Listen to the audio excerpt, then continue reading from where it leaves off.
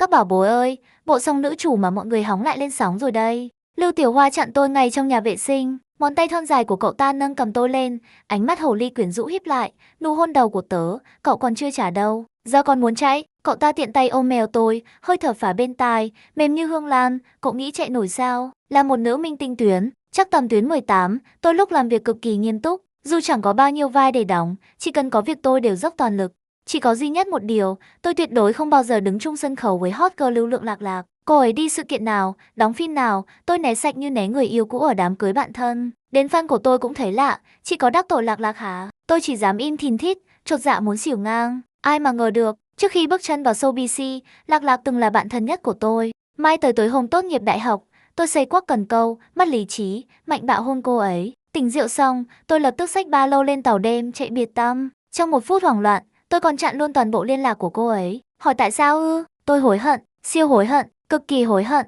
Ngày thứ ba tôi nằm phơi xác ở nhà, chị quản lý xinh đẹp như gió xuân, chị Lan gọi tới, Minh Hy chị nhận cho em hợp đồng show rồi. Chị gửi vào máy, em xem không vấn đề gì thì ký nhé. Nói xong cúp cái rụp, tôi ngoan ngoãn mở hợp đồng ra xem. Tên chương trình là một đường hướng Bắc, nhìn quen quen, hình như là show du lịch. Xác nhận không thấy gì đáng ngờ, tôi ký luôn. 2 ngày sau, đài truyền hình bắt đầu đăng bài nhá hàng, liên tục tác các nghệ sĩ sẽ tham gia. Cuối cùng đăng một tấm hình 6 ông, tương ứng với 6 nghệ sĩ, ông cuối cùng để dấu hỏi chấm cho gây tò mò. Này ghi hình, vượt xuống máy bay, xe chương trình đón tôi trông như, càng nhìn càng giống xe chở người đi vùng sâu vùng xa. Tôi sợ quá, thu mình trong góc xe như con cút non mới nở, chỉ thiếu mỗi cái ổ rơm. Quên luôn chuyện show này được live stream toàn thời gian. Hình ảnh tôi co ro như con chim bị trời phạt lập tức khiến cư dân mạng bật cười. Ai hiểu được không trời ha ha, Minh Hy y như con cút thật sự. Trông tội dễ sợ, muốn bế về nuôi quá trời ơi.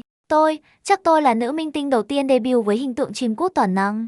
Yếu đuối, đáng thương, bất lực phiên bản ảnh động. Tôi bị đóng dấu xác nhận chính chủ luôn. Người thì còn chưa kịp nổi, vậy mà biểu cảm của tôi đã nổi trước, lan truyền khắp mạng. Đến hiện trường ghi hình, trước tôi đã có 3 người tới rồi. Một cô gái ngồi một mình trong góc, 2 chàng trai thì ngồi cạnh nhau trò chuyện rôm rả. Cô gái da nâu khỏe khoắn, dáng người cao gầy, đường nét sắc sảo là người mẫu lai tên Vi An. Cô ấy khá nổi trên nền tảng Phoebe, chỉ cần một gương mặt trán đời cao cấp là đủ quét ngang thiên hạ. Phòng bình luận của cô ấy chia làm 2 phe rõ rệt, một bên mê nhan sắc tới mức chỉ biết nhìn không chớp mắt, một bên thì thi nhau gọi chồng ơi. 2 phe sống chung hòa bình, không ai động chạm ai. 2 chàng trai còn lại là Kỳ Ngộ và Chu Mật, cặp diễn viên chính của một vở kịch đang rất được yêu thích ngoài đời. Chỉ cần họ ngồi cạnh nhau nói chuyện thôi, khu bình luận đã náo loạn như chạy gà bị thả pháo. Trời ơi, tôi ăn cơm chó cặp này lâu lắm rồi. Tôi tin đây là thật, không phải do tôi tưởng tượng đâu. Mẹ ơi, con mất lý trí rồi. Bình luận tràn màn hình, cặp mô 10 mật là số 1 thiên hạ. Tôi run rẩy bước xuống xe, miễn cưỡng chào hỏi mọi người, rồi học theo dáng vẻ lạnh nhạt của Vi An,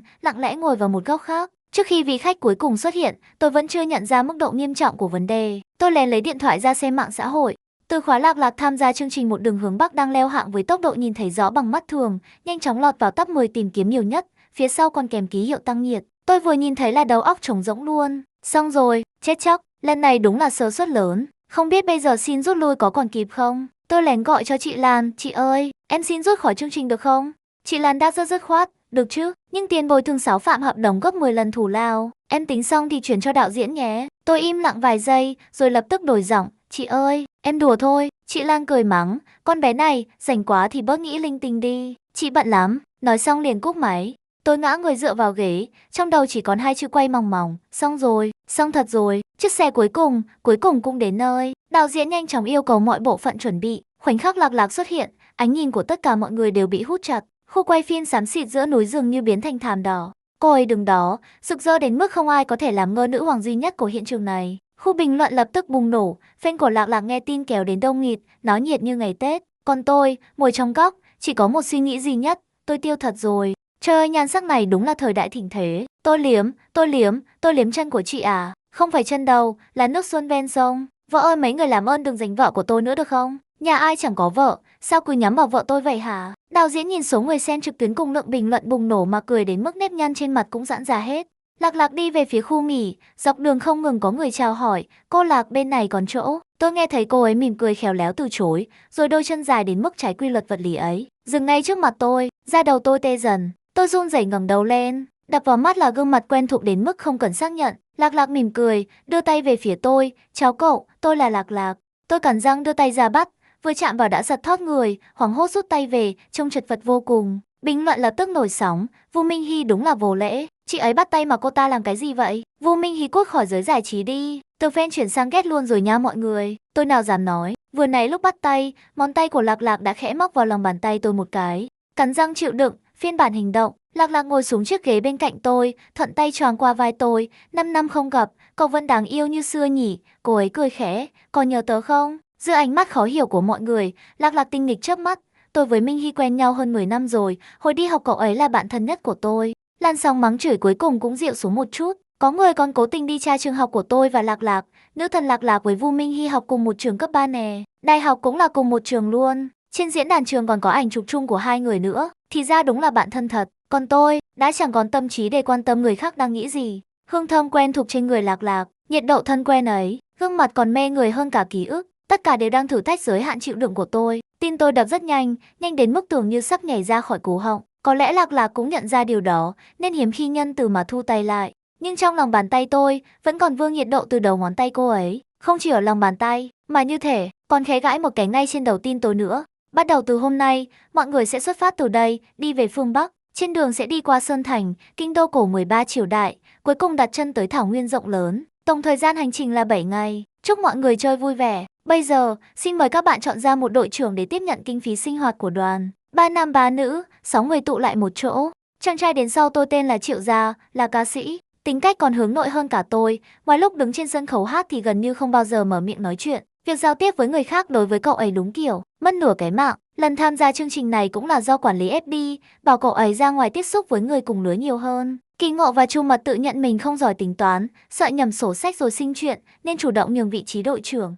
Lạc Lạc đưa tay xoa đầu tôi, cười nhẹ, tớ với Tây Tây, Tây Tây là tên gọi thân mật của tôi đó, cũng quen nghe người khác chỉ huy rồi, không tranh đội trưởng đâu. Tôi thầm vạch mấy dấu lên mặt trong lòng, đồ lừa đảo, rõ ràng là người mạnh mẽ nhất đội. Vi An dứt khoát nhận lấy vị trí đội trưởng, 3 thành phố này tôi đều từng làm việc qua, đến lúc đó mọi người cứ theo tôi là được. Được, Triệu Gia chậm chạp giơ tay tán thành.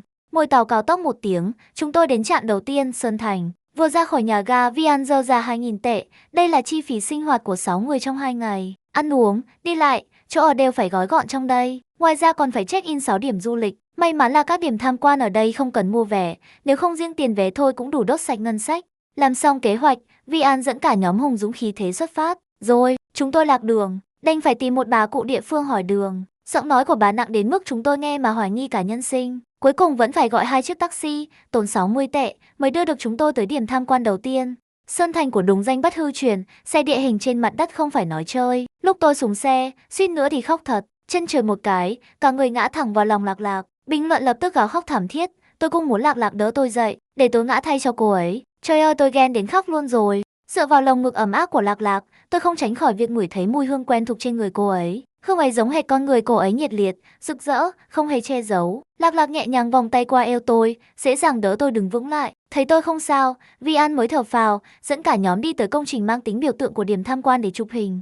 Cả đoàn chạy đua với thời gian, liên tục di chuyển giữa 3 điểm du lịch. Trên đường còn bị fan nhận ra, vây quanh truy đuổi không dứt. Cảnh tượng đúng kiểu, chân chưa kịp nghỉ tim đã muốn bay mất rồi.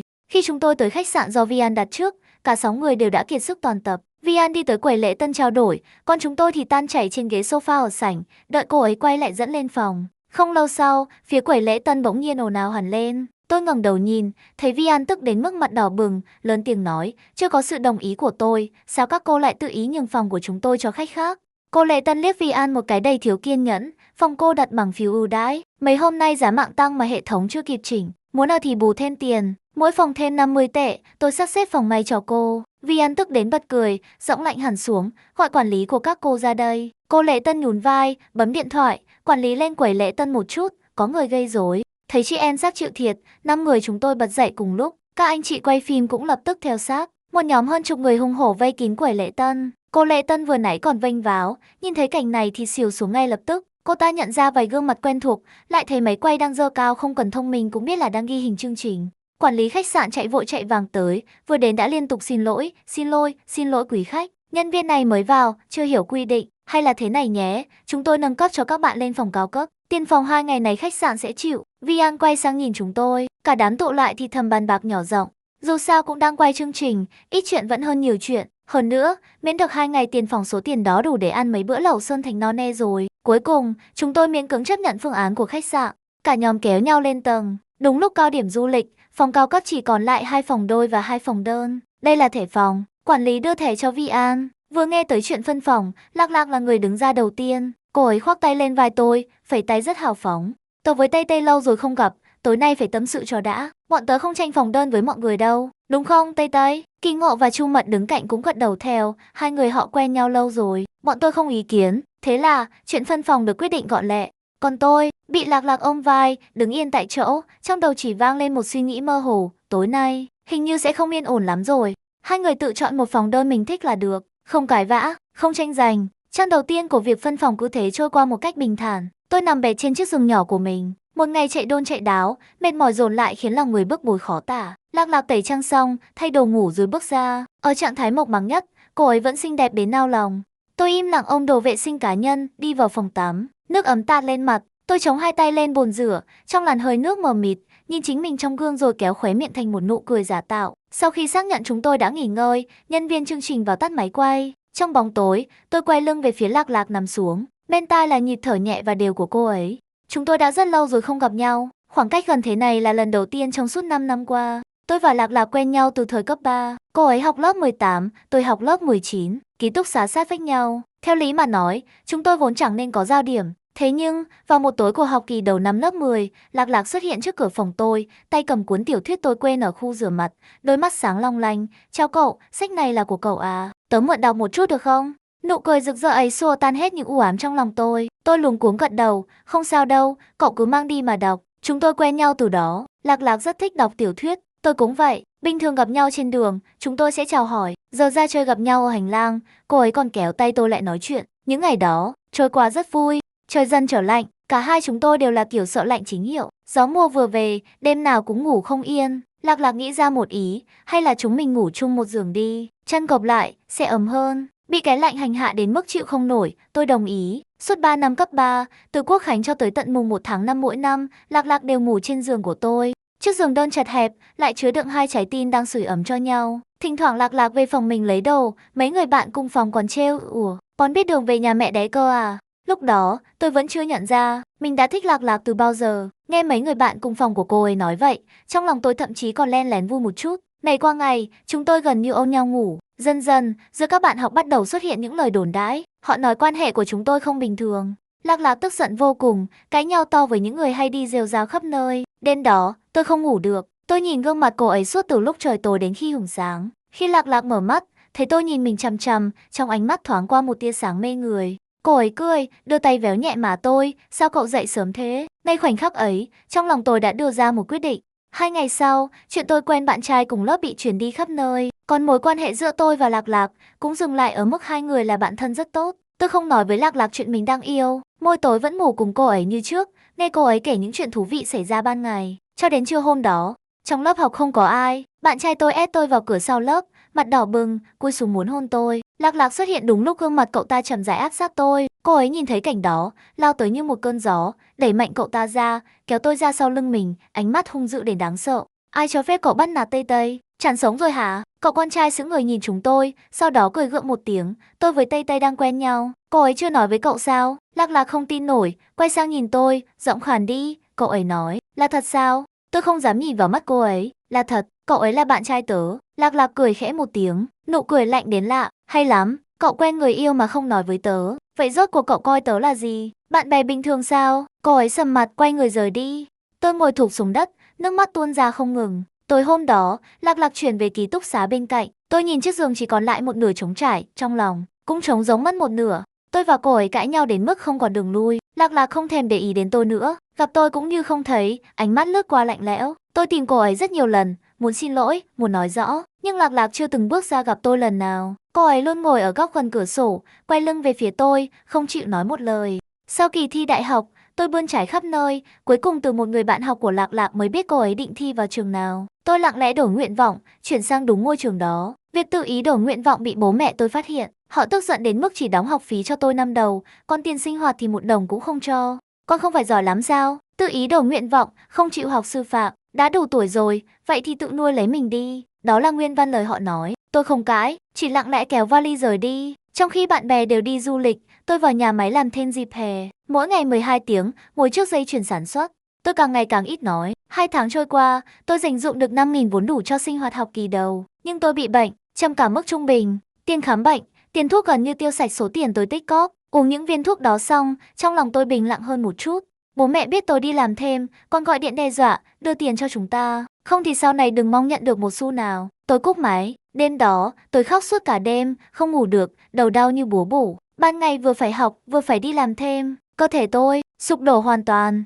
Khi tỉnh lại trong phòng y tế, Lạc Lạc đang ngồi bên giường tôi. Thấy tôi mở mắt, cô ấy lặng lẽ gọt một quả táo cho tôi. Tôi nhận lấy, cắn một miếng, trên thịt táo dính máu. Cô ấy nhìn quả táo trong tay tôi, im lặng một lúc rồi thở dài. Bố mẹ cậu không cho tiền sinh hoạt, sao không đến tìm tớ? Chẳng phải chúng ta đã thi vào cùng một trường rồi sao? Tớ nghẹn ngào, tớ tưởng, cậu cũng giống họ, không cần tớ nữa. Lạc Lạc trèo lên giường bệnh, ôm chặt lấy tôi, tớ sẽ không bao giờ bỏ cậu. Mỗi tháng, cô ấy chỉ có 1.000 tiền sinh hoạt, nhưng cứ tiền vừa về, cô ấy lại chia cho tôi một nửa. Cô ấy còn kéo tôi ra ngoài làm thêm cùng, lĩnh lương xong thì dẫn tôi đi chơi, đi ăn những món ngon. Từ trước tới nay, chưa từng để tôi trả tiền. Đó là quãng thời gian hạnh phúc nhất trong đời tôi.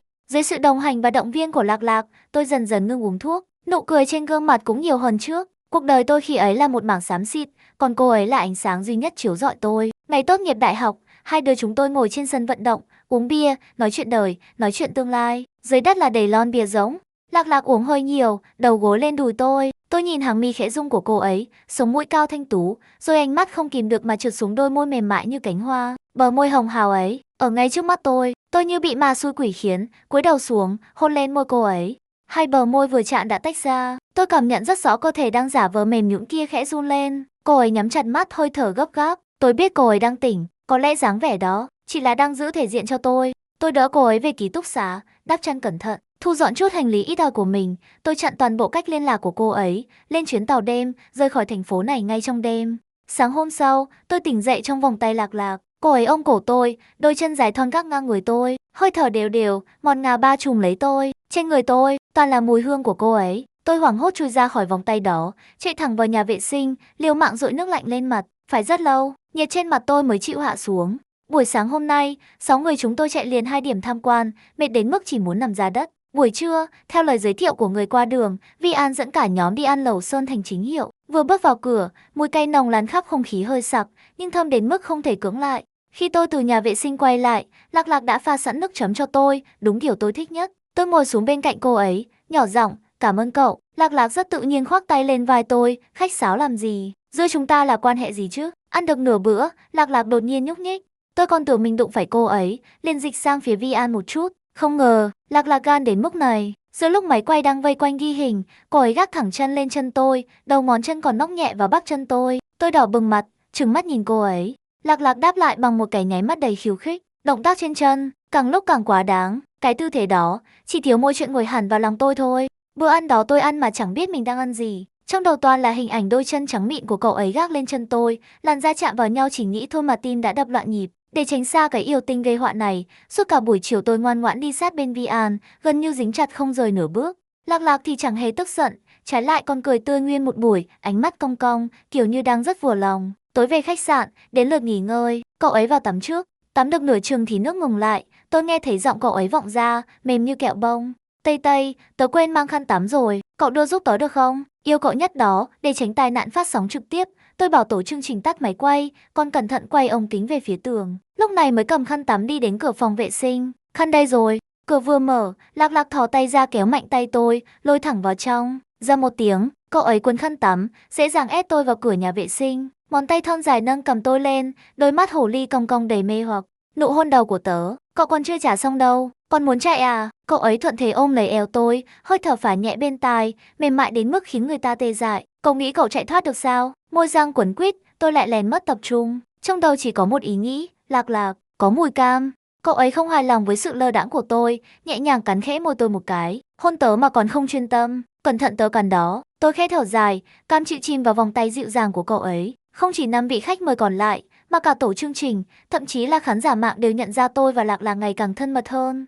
Quen nhau 12 năm, ngủ chung giường 7 năm. Giữa chúng tôi, chỉ cần một ánh mắt, một cử động đã đủ khiến người khác phải trầm trồ vì ăn ý. Buổi sáng ăn sáng, hai đứa tôi chen chúc ngồi sát sạt. Cậu ấy cướp từ bát tôi một miếng bánh chiên, tôi trả đũa bằng cách ngoạm liền 2 cái hoành thánh dâu ớt trong bát cậu ấy. Vừa ăn vừa cãi nhau, hôm trước ái khóc lóc đòi giảm cân hả? Sáng sớm đã ăn dầu mỡ như vậy, còn định ăn luôn hoành thánh của tớ. Cậu ấy tức tối trừng mắt nhìn tôi cũng không chịu thua, lôi hết lịch sử đen của cậu ấy ra kể, từ đầu năm đến cuối năm không sót chữ nào, người nói không được ăn nhiều chẳng phải là cậu sao?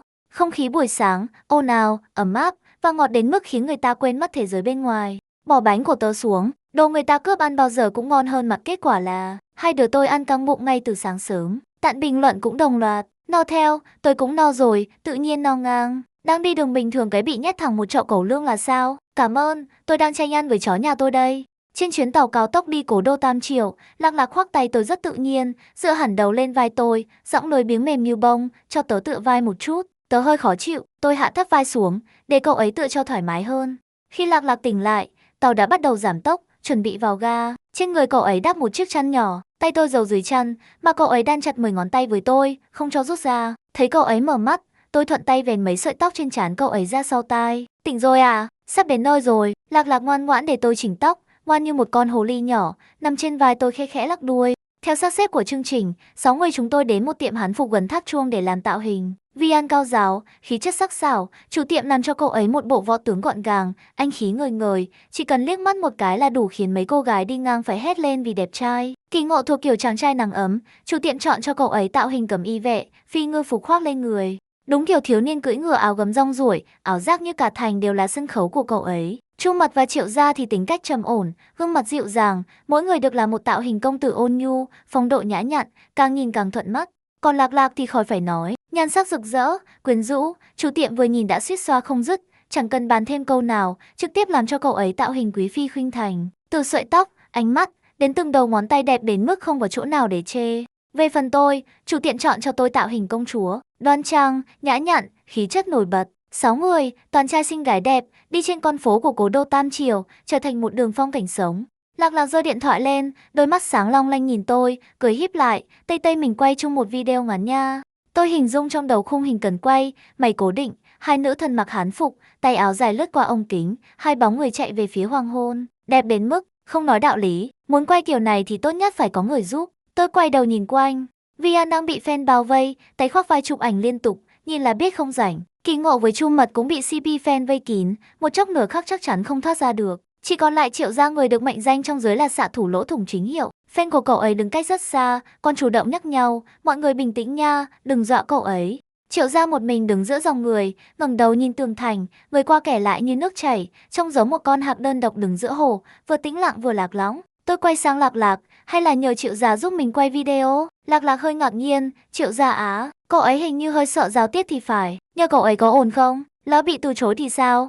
Chắc không đâu, cậu ấy chỉ ít nói thôi. Fan của cậu ấy rất văn minh, fan thế nào thì chính chủ thường cũng vậy, tớ đi hỏi thử nhé. Nói xong, tôi cầm điện thoại chạy tới trước mặt Triệu Gia, cậu ấy giật mình lùi nửa bước. Tôi lập tức nở một nụ cười thật tươi, tớ với Lạc Lạc muốn quay một video, cậu có thể giúp bọn tớ quay một chút được không? Chúng ta là cùng một đội mà, giúp bọn tớ nhé, cảm ơn cậu nhiều lắm. Triệu Gia không nói gì, chỉ lặng lẽ nhận lấy điện thoại từ tay tôi. Dưới chân tường thành có một góc khá vắng người, tôi và Lạc Lạc nắm tay nhau, đứng trước ống kính. Tay áo đỏ thắm và tay áo vàng quế đan xen trong khung hình. Bàn tay đang nắm chặt khẽ siết thêm một chút.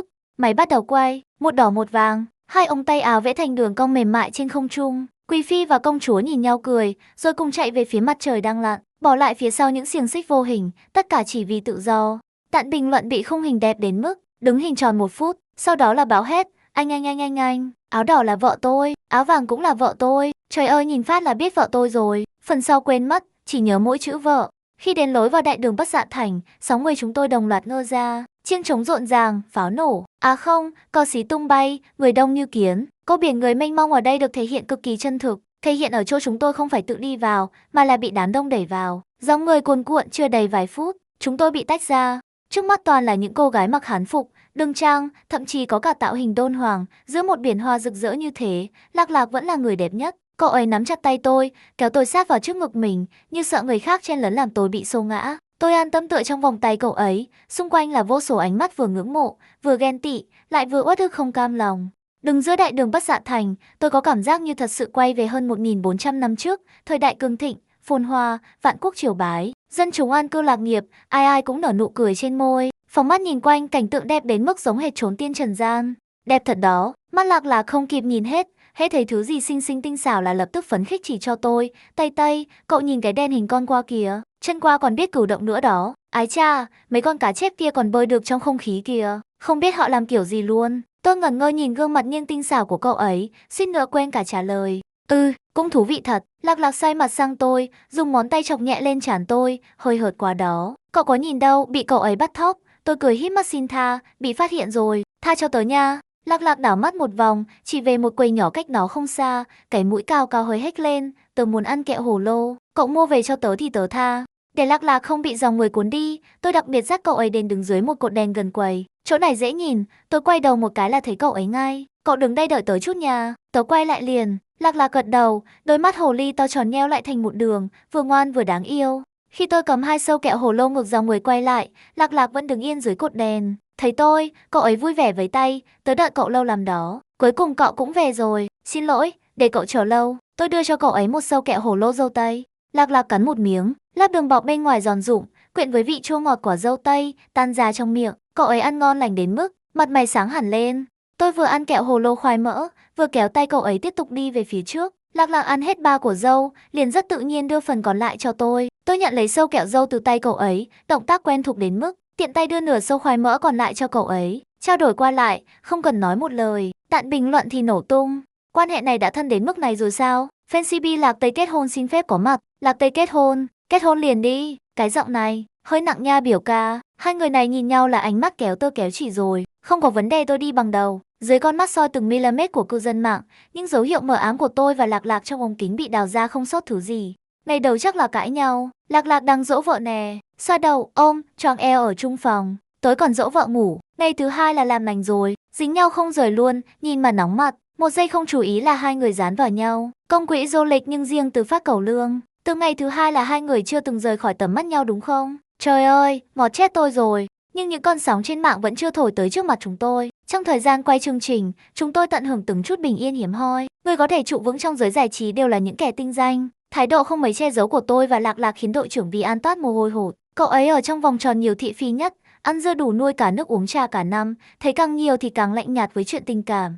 Tin rằng trên đời có tình yêu, nhưng không tin tình yêu sẽ rơi chúng mình. Nửa đêm, Vi An nhắn cho tôi, cậu đang chọn một con đường rất khó. Danh tiếng của cậu và cậu ấy chênh lệch quá lớn. Tôi chúc hai người trăm năm hạnh phúc, nhưng cậu cũng phải nghĩ cho tương lai của mình. Nếu có thể đi lâu dài thì tốt nhất, còn nếu không thì sao? Hai người đều là người của công chúng. Tin bị lộ ra, dù không phải chuyện xấu, cũng là xáo phạm hợp đồng. Tiền bồi thường không nhỏ đâu. Tôi đã thấy quá nhiều ví dụ rồi. Đi được tới cuối cùng, rất hiếm. Chúc hai người hạnh phúc. Lúc Vi An gửi những tin này, Lạc Lạc đang cầm điện thoại của tôi lướt video. Đọc xong, cậu ấy thản nhiên trả lời lại một câu, cảm ơn, chúng tôi sẽ hạnh phúc cả đời. Rồi ném điện thoại sang một bên, ôm lấy eo tôi, vừa làm nũng vừa cọ cọ. Hôm nay ở ngoài suốt, chẳng có cơ hội hôn cậu mấy cái, người ta khó chịu lắm đó. Lạc Lạc nâng cầm tôi lên, gương mặt xinh đẹp mê người tiến lại gần, kéo tôi rơi thẳng vào vùng dịu dàng ngọt ngào của cậu ấy. Không chỉ mỗi Vi An, ngay cả cặp mô mẹ đang hát dần dần nhờ phim đam mỹ dạo gần đây cũng bắt đầu nhận ra có gì đó không đúng lắm. Hai người họ ký hợp đồng bán tình anh em cảm thiên động địa, fan CP đông đến mức chỉ cần liếc mắt nhìn nhau một cái là fan có thể viết ra 3.000 chữ yêu hận tình thù không trùng ý. Sau khi quan sát CP Lạc Tây suốt 2 ngày, Trung Mật rốt cuộc cũng nhận ra điểm bất thường. Cậu ấy nhìn cảnh Lạc Lạc cắp đồ ăn đút thẳng vào miệng tôi, vừa xoa cằm vừa thầm nghĩ trong lòng CP này hình như không phải giả. Trong khi đó, kỳ ngộ, trai thẳng thét chính hiệu lại hoàn toàn không phát hiện ra điều gì. Thanh niên có sức ăn như hổ đen chỉ tập trung toàn bộ tinh thần vào ẩm thực cố đô. Bánh phẳng, mì chấm nước, mì thắt lưng, bánh đậu xanh, bánh kẹp thịt, bánh dẻo. Ăn đến miệng đầy dầu mỡ, ngày nào cũng lặp đi lặp lại. Trời ơi cái này ngon ghê, cái kia cũng ngon nữa. Người nhạy cảm mà tinh tế như Triệu Gia cũng dần nhận ra chút manh mối. Sau khi phát hiện mối quan hệ giữa tôi và Lạc Lạc, cậu ấy không né tránh, ngược lại còn lấy hết can đảm hỏi tớ. Có thể chụp ảnh cho hai cậu không? Chiếc máy ảnh nhỏ ghi lại những khoảnh khắc quý giá nhất. Những bức ảnh đó, sau này đều trở thành kỷ niệm không thể thay thế. Ngày cuối cùng ở cố đô, chúng tôi đến khu núi ngoại ông nơi diễn ra vở Chứng Hận Ca. Gió trên núi rất lớn, chúng tôi thuê một chiếc chăn, cùng chui vào, ôm nhau run cầm cập. Buổi biểu diễn vô cùng chấn động, nhưng vũ công nhảy múa giữa núi non chập trùng, khung cảnh hùng vĩ, động tác tinh tế đến mức khiến người ta nghẹt thở. Lòng bàn tay chúng tôi vô đến đỏ rát, cổ họng cũng khàn đặc vì gieo hò. Khi màn biểu diễn kết thúc, các vũ công ra chào sân khấu. Chúng tôi đứng dậy, vỗ tay thật lâu cho họ. Đây là sân khấu ngoài trời, bất kể xuân hạ thu đông, nóng lạnh mưa gió, họ vẫn phải nhảy múa không ngừng. Thật sự khiến người ta khâm phục. Chặng cuối cùng của hành trình là Đại Thảo Nguyên. Nhìn thấy biển cỏ mênh mông trước mắt, Lạc Lạc bắt đầu hơi hoảng. Cậu ấy không thích những nơi cỏ mọc quá rậm, luôn sợ bên trong sẽ chui ra đủ thứ côn trùng, rắn rết. Chỉ cần nghĩ đến chuyện chỗ mình vừa ngồi có thể có con gì đó bò ra, toàn thân Lạc Lạc đã nổi da gà hết cả lên. Tôi kiên nhẫn trấn an cậu ấy, không sao đâu, lát nữa tớ đi xin bình xịt đuổi côn trùng, xịt cho cậu một lượt, rồi tớ giúp cậu buộc chặt ống tay với ống quần. Mấy trò cần lăn lộn nhiều thì mình không tham gia, được không? Dưới giọng an ủi nhẹ nhàng của tôi, Lạc Lạc dần bình tĩnh lại, cậu ấy uất ức gật đầu, ngoan ngoãn để tôi xịt cái bình phun mùi hăng để muốn xỉu khắp người. Ở khu hậu cần của chương trình, tôi mượn được vài dải vải, cẩn thận quấn quanh cổ tay áo và ống quần của cậu ấy, vừa đủ chặt để ngăn côn trùng chui vào, lại không đến mức khó chịu. Để không ảnh hưởng trải nghiệm chơi chung, tôi gọi luôn mấy người còn lại tới, xịt cho mỗi người một lượt không sót ai. Cả đám đứng xếp hàng, ai cũng mang vẻ mặt sinh mệnh đã phó mặc cho số phận. Dự án đặc sắc đầu tiên là trượt cỏ. Lạc Lạc gan khá lớn, hồi đại học còn từng cùng tôi đi cầu kính mà không hề sợ, nên trò này với cậu ấy hoàn toàn không vấn đề. Thời tiết rất đẹp, mây trắng trôi lững lờ trên bầu trời, dưới đất là thảm cỏ xanh mướt, gió mang theo mùi cỏ non thoang thoảng, khiến người ta thấy lòng nhẹ bẫng. Xếp hàng rất lâu mới đến lượt chúng tôi. Ngồi vào chiếc xe trượt nhỏ, nhân viên khẽ đẩy một cái vèo, tốc độ nhanh đến mức tâm hồn cũng bay theo. Anh, tiếng hét vang vọng, phấn khích đến mức trông Lạc Lạc giống hệt một con khỉ được thả về rừng. Cả bọn không ai dám nhìn thẳng, cậu ấy dang rộng hai tay, tận hưởng cơn gió tự do của thảo nguyên. Ở những giây cuối cùng, tôi theo phản xạ quay sang nhìn Lạc Lạc, cậu ấy cũng đang nhìn tôi, trong mắt đầy dịu dàng và ngọt ngào. Trượt xong, tôi nhảy xuống xe trước, đưa tay ra đỡ Lạc Lạc. Bàn tay nhỏ ấm áp của cậu ấy đặt lên mu bàn tay tôi, nhẹ nhàng nhảy xuống. Đôi mắt to xinh đẹp phóng điện không che giấu, cảm ơn cậu nha, không có gì. Điểm tiếp theo là đặc sản nội Mông, cừu quay nguyên con. Ngồi trên xe tham quan, trước mắt toàn là cừu với bò. Thỉnh thoảng còn có mấy chú cừu non ngẩng đầu nhìn chúng tôi, ánh mắt ngơ ngác đáng yêu vô cùng. Vừa đến nơi, mùi cừu quay đã bay thẳng vào mũi, vừa tơi vừa thơm. 6 con sói đói bụng ngao một tiếng, lao thẳng vào bàn ăn. Cảnh tượng đúng nghĩa cuốn sạch như cơn lốc. Tôi nhân lúc hỗn loạn, cướp được mấy miếng xương cừu non, toàn bộ chất vào bát quả Lạc Lạc. Đũa của tôi chảy chắn phải đỡ, vất vả lắm mới giành được vài cái bánh đậu nhân thịt và mấy khúc xúc xích cừu. Trong bầy sói đói ấy, thậm chí còn có cả Vi An, người coi trọng quản lý vóc dáng nhất. Cậu ấy tay trái cầm đùi cừu nướng, tay phải cầm bánh sữa, miệng còn ngậm một khúc xương bò, nói không rõ chứ. Về rồi, giảm cân tiếc. Hôm nay nhất định phải để tớ ăn cho đã. 5 người còn lại thì khỏi cần nói, đầu không thèm ngẩng, toàn bộ tâm trí đều dốc hết vào cả bàn đồ ăn. Đến cả màn múa Mông Cổ mà chương trình đặc biệt chuẩn bị, cũng chỉ liếc qua được. Đúng 2 cái. Buổi tối, chúng tôi ngồi thành hàng bên đống lửa trại, xem mấy anh trai dân tộc Mông Cổ vài u thịt bắp, lưng rộng eo thon nhảy múa theo tiếng trống. Xem được một lúc, Lạc Lạc cau mày, kéo nhẹ tay áo tôi, ở đây muỗi nhiều quá, cổ tớ bị cắn rồi. Tôi cúi xuống nhìn kỹ, quả nhiên trên cổ cậu ấy có 2 nốt muỗi đỏ chót, nổi bật đến mức muốn làm tiêu điểm. Tôi liền đi xin chương trình nước hoa bôi mũi và xà phòng, rồi nói với Vi An một tiếng, tớ đưa Lạc Lạc về khách sạn trước nhé. Cậu ấy thu hút muỗi lắm. Vi An nghe xong cũng đứng dậy luôn, ở đây muỗi thật sự nhiều, tớ cũng bị cắn mấy nốt rồi, cho tớ mượn xì một chút. Xịt xong, Vi An đi theo chúng tôi ra ngoài, trước khi rời đi còn không quên quay đầu dặn 3 người đàn ông còn lại, mấy cậu tiếp tục xem lửa trại thì đừng uống rượu, sáng mai dậy dễ choáng đầu lắm. Biết rồi, 3 người kia đáp rất nhanh, mắt thì vẫn dán chặt vào mấy anh trai đang nhảy múa, ánh mắt kiểu ước gì mình cũng được lên đó quẩy chung. Về đến khách sạn, tôi phá chút nước xà phòng loáng, dùng tăm bông chấm nhẹ bôi lên cổ Lạc Lạc. Ơ kỳ ghê, bôi cái là đỡ ngứa hẳn luôn. Tôi cười giải thích, trong vết môi cản có chất gây ngứa mang tính axit, nước xà phòng là kiềm, bôi lên để trung hòa, thế là sẽ đỡ ngứa.